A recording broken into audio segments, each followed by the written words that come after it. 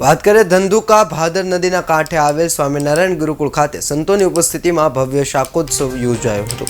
શાકોત્સવમાં મોટી સંખ્યામાં ભાવિકો અને વિદ્યાર્થી ભાઈઓ બહેનોએ ભાગ લીધો। શાકોત્સવમાં સ્વામિનારાયણ ગુરુકુળના વડા બાપુ સ્વામી ઘનશ્યામ સ્વામી તેમજ ધોલેરા સ્વામિનારાયણ મંદિરના સ્વામી ઉપસ્થિત રહ્યા હતા। તેઓએ તેમના વક્તવ્યમાં શાકોત્સવનું મહત્વ સમજાવ્યું। ગુરુકુળમાં રહી અભ્યાસ કરતા બાળકો શિક્ષણ મેળવી નામના પ્રાપ્ત કરે તેવા આશીર્વાદ આપ્યા હતા। સમગ્ર કાર્યક્રમનું સંચાલન પરમ પૂજ્ય શાસ્ત્રી શ્રી હરિપ્રકાશદાસજી સ્વામીએ તેમજ રઘુવીરસિંહ ચુડાસમાએ કર્યું હતું।